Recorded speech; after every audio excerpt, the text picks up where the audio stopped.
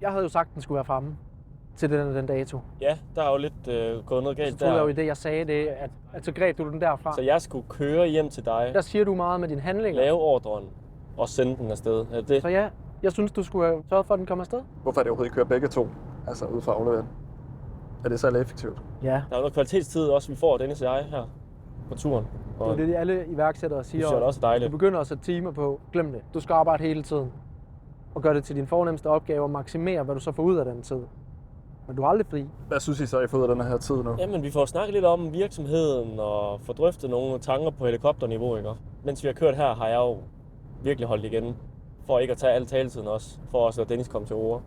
For jeg har mange idéer. Vores udfordring, Og, sådan historisk set indtil videre, Martin, vil du ikke give mig det? Det har jo faktisk været at begrænse vores idéer. Det er selvfølgelig ikke alle sammen, der er lige gode.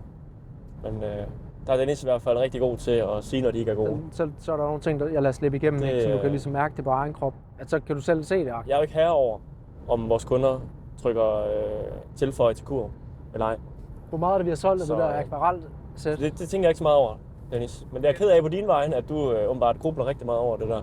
Folk, de køber af folk, de kender, og de kan lide, og de stoler på. Så køber de. Det er også det, der er tanken med det her content.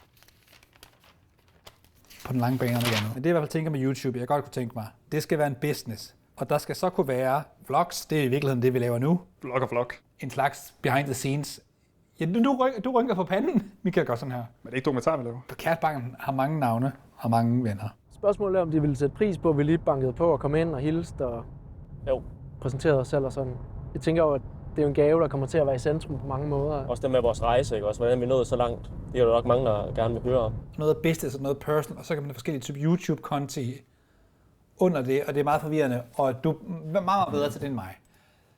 Så Er det fordi, du skal have en testkanal, eller hvorfor har du brug for flere? jeg vil bare gerne sikre mig, at den dag, når hvis jeg får en ansat i al seriøsitet, at Fællesskab og Film YouTube-konto ikke er koblet op på min private Gmail.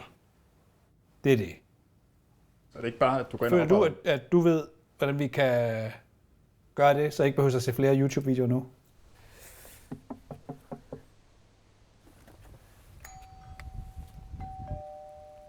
Men altså, Så meget tomt ud.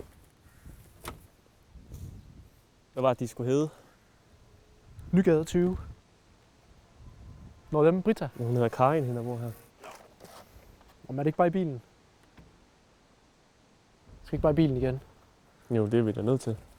Time out. Cut. Det er begyndt på noget nyt. Okay. Er det sådan noget dyrt egentlig? Nej, den er ikke. Det kommer an på dyrt i hvilken sammenhæng. Altså det er 800 kroner eller sådan noget for sådan en her, ikke? Men det er også godt. Altså sådan, Ja, selvfølgelig, så bliver det jo bedre, jo du kan ikke rigtig bruge grønt salvie. Det skal være hvid.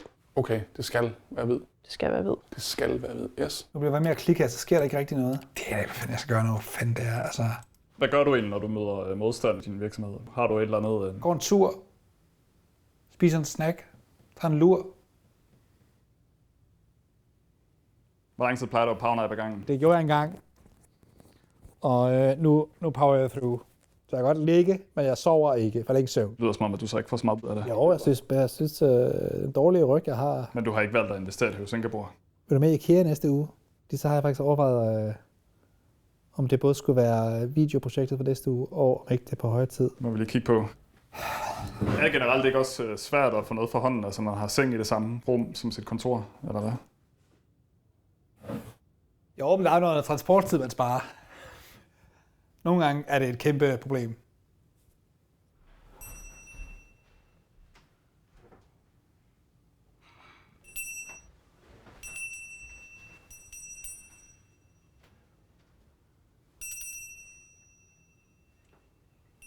Den er også fin.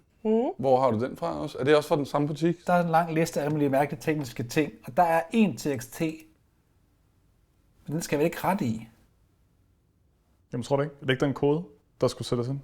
Men der står, at jeg skal oprette en ny. Så tag et screenshot af, hvad den er på nu, og så hvis det hele fucker op, så. Opdater.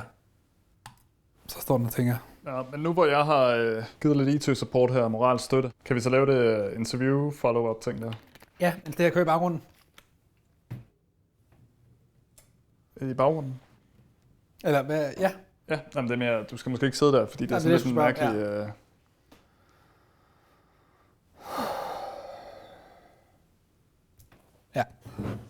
Så Rasmus, det var noget med, at du havde en deadline til dokumentaren, ikke? Jo, det er rigtigt. Og hvordan er det gået med det? Ikke så godt. Jeg havde jo en aftale med gruppen, altså teatergruppen, som jeg laver filmen om, at vi skulle have et gennemsyn af den færdige film 25. marts. Det har jeg været nødt til at udskyde. Den var på ingen måde færdig. Må det ikke det så blive i maj eller andet? Så du kan godt nå det til mig? Men der er så sket et eller... Nej, der er simpelthen ikke sket noget derovre. Godt gået. Flensborg-film er nu beskyttet. Nu kan du konfigurere Gmail som indbakke for din virksomhedsmail og begynde at bruge Drev, Google Sheets og mere. Der har vi det. Sort på hvidt. Fuck, jeg er god. Måske skal vi lige fortsætte. Jeg har lidt brug for lige at få fulgt op på det der. Hvor meget skal vi nu også snakke om? Vi har snakket om nogle kommentarer der, og det er, om det bliver udskudt. Og... Nå, men det er jo bare interessant, altså hvordan du har håndteret det over for dine medvirkende, er det ikke? Men er det ikke mere spændende det her også for dig? Med dit Google? Nu skriver Mathilde. Jeg er fri nu. Passer det, hvis jeg kommer lidt over 17? Hvad så med interviewet? Skal vi hurtigt få en ny dag i kalenderen? Så starter vi med interviewet. Så undgår jeg, at jeg skal ringe dig op igen i næste uge, eller om 3 måneder, og sige, hey, hvor var det, vi slap? Nu har jeg betalt til det her i 3 måneder. Vi har snakket om det der med farver, nemlig. Ja. Kan jeg mærke sådan lidt violet? Ja. Det er jo sådan noget, altså det er jo kronechakret, og sådan højere, Ja. sådan lidt opad. Er den sådan rødlig, eller er den sådan mere blålig? Stadigvæk, den er lilla. Okay, Men... jamen, så er vi deroppe af. Sådan, Okay. ja. Spændende. Det er nok ikke noget, vi lige skal overveje, om vi skal gøre det sådan her igen på den her måde. Det der med at skåre kartoffel i munden foran et publikum, som ikke ønsker Men det. der må du tage mit ord for, Den var hård. som en, der hviler i sig selv, at det er din indre usikkerhed. Men jeg lægger også mærke til, hvordan gæsterne, du ved, ligesom udveksler blikke. Hvad laver de her? Ej, det er lidt pinligt det her. Det er de vibes, jeg ligesom får fra hele selskabet. Det er 2 helt forskellige fester, vi har været til. Det var så fedt. Jeg synes ikke, det var fedt. Nej. Og jeg synes, det er lidt træls, at hver gang vi har en fed oplevelse sammen, og noget endelig lykkes i den her virksomhed, så skal det pilles fuldstændig ned. Fordi du ikke har fået arbejdet med nogle ting ind i dig selv. Jeg vil sige, det er en skam, vi ikke fik kameraet med derind i dag. Så kom den igen. Det er barnevognseffekten, ikke? Hvis du tænker på at købe barnevogn, så ser du barnevogn alle andre steder. Og det er din usikkerhed, den ser du alle steder og bekræftet. Og det tror jeg virkelig, du skal have noget professionel hjælp til, faktisk. Så jeg synes jo bare... Det smitter sgu af på folk. Det gør mig faktisk lidt ked af det. Altså... Prøv lige at komme med din hånd. Prøv at se her. Tag den der. Se på den. Kig på, hvad springer i øjnene. Wow. Den er jo... Det er jo Den er lilla på samme måde, som du sådan ligesom stod og forklarede din lilla henne i hjørnet der, ikke? Ja. Jeg tager de ting med, som giver mening for mig. Jeg ved ikke, hvorfor den skal være lilla. Det ved jeg bare, den skal være. Og så giver det super god mening, fordi du oplever... Eller har jeg i virkeligheden mærket den her sten? Altså energetisk, ikke? Jamen, det tænker jeg da. Altså, fordi jeg står helt klart herovre jo. Ja, du gør. Og jeg tænker jo ikke på farver. Altså Nej. sådan, før at du så siger noget til mig. Nej, så prøv at lukke øjnene. Mærk nu med sten.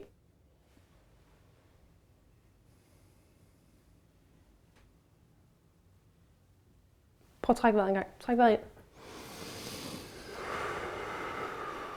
Og så bare lige... Kan du komme tilbage til den der lille fornemmelse, du havde før? Jo, måske. Det var måske lidt sværere nu. Men det ved jeg ikke, om jeg er sådan... Det er fordi, du ryger for meget op i dit hoved. Okay, Ja. okay. Men det tager jo så lang tid at Hvordan lære. kan jeg så komme ud af det? Det er mere sådan... Altså komme ud af hovedet og ned i kroppen. Har og det ned noget i... at gøre med, at man skal sådan... Ja. Altså, visualiserer jeg den ikke nok, eller hvad? Eller skal det være sådan... Du bevæger dig meget over i sådan den konkrete verden, tror jeg. Ja, eller Og det er jo den forkert? Nej, det er ikke forkert. Det er bare fordi, at sådan noget der, det bevæger sig ligesom på grænsen mellem det konkrete og det ukonkrete. Sådan, så jeg kan godt fortælle dig nogle konkrete ting, men jeg kan jo ikke fortælle dig... Jamen, det vil... Ja. Din intuition er jo ikke den samme som min intuition. Men den, altså sådan, den... Det ved jeg ikke. Jeg tror bare, det handler om det der med sådan... Hvor meget kan man bruge? Eller sådan... Til hvad? Hvad skal du bruge det til? Jamen, til at manifestere... Manifestere hvad? Mig selv. Som hvad? Som værende hvad? Som følende hvad? Mærk det.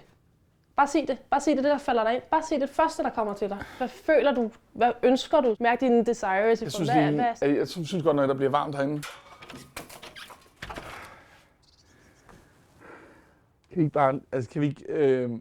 Citron. Bare sådan et super fint stemningsbillede. Vi sad bare og legede. Og så har han bare fanget sådan nogle øjeblikke, og så er der et her med Elliot på. Han har jo ryggen til. Ja, men, bare dig, der nej, men Er det ikke bare dit fotoshoot, det her? jeg synes, det er forkert at have Elliot med i det her. Okay. Ja. Men det er lidt brændt ud, er det ikke? Brændt ud? Altså, hvad tænker du? Er det sådan teknisk? Altså, det eller? er lidt lyst. Altså for lyst. Man kan jo ikke rigtig se, hvad der sker i baggrunden der. Det bliver helt... Det der er også det der er helt slemt. Man kan da ikke se maleriet. Jeg har jo brugt ChatGPT for nylig til ligesom at produktudvikle for os. Den havde blandt andet en, der hedder Movie Night tema, hvor der ligesom ligger popcorn i kassen, og der ligger et gavekort. Så er det jo en fødevare, vi sælger.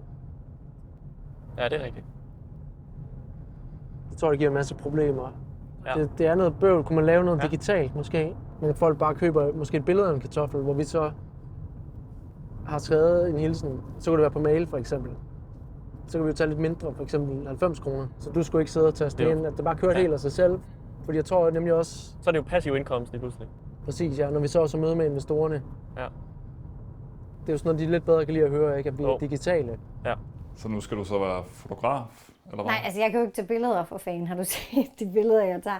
Nej, men jeg er jo ligesom... Altså jeg er medgarant for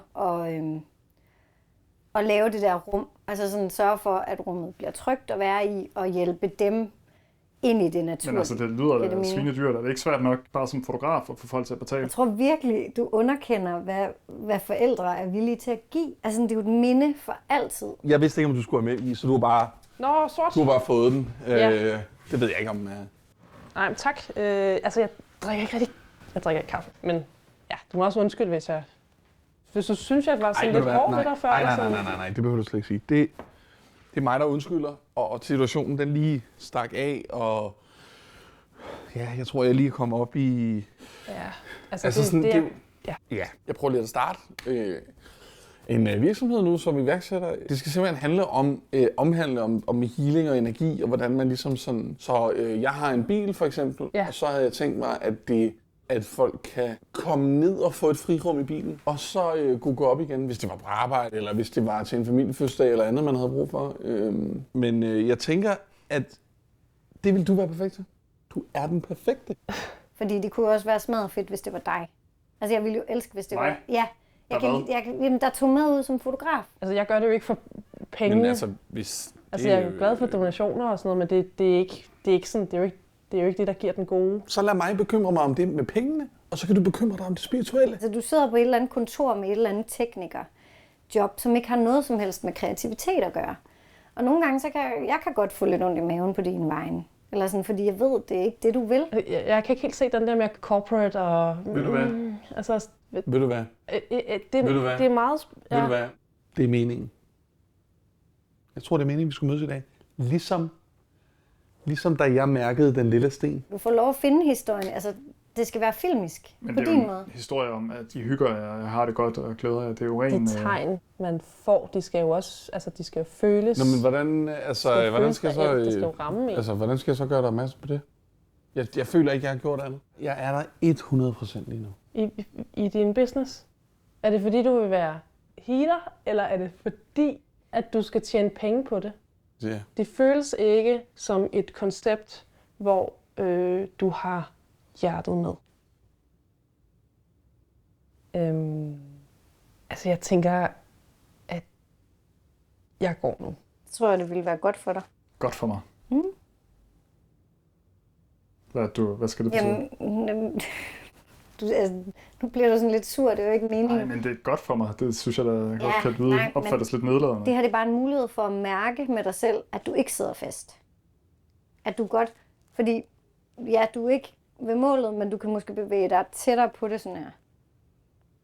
Så du ikke ender med bare at acceptere.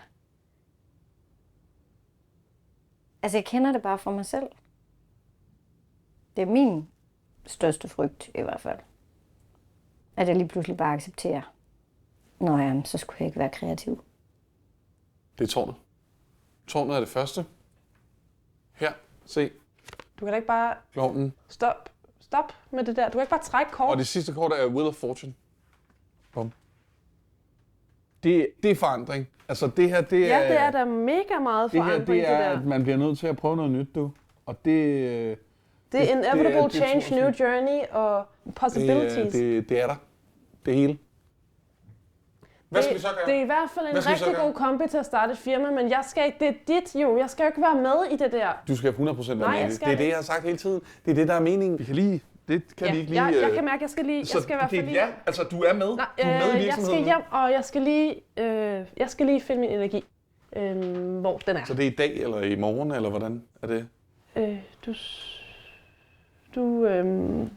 Du sender mig et billede, Det skal jeg bare gøre nu og sende til dig, Ja, eller? Du skal gør have det. lige med det samme. Yes, Ja. okay, men det kan vi godt. og så snakkes vi ved.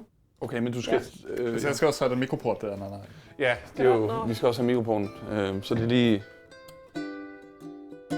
Jeg synes godt nok, det er under lavmålet for, hvad du kan møde op med. Det er jo livet som selvstændig. Det er jo, man kan tillade sig at gøre sådan noget her. Der er så meget modstand i den her bil her. Hold op. Nej, det er den energi, du sender til mig, så kom i gang med at heal.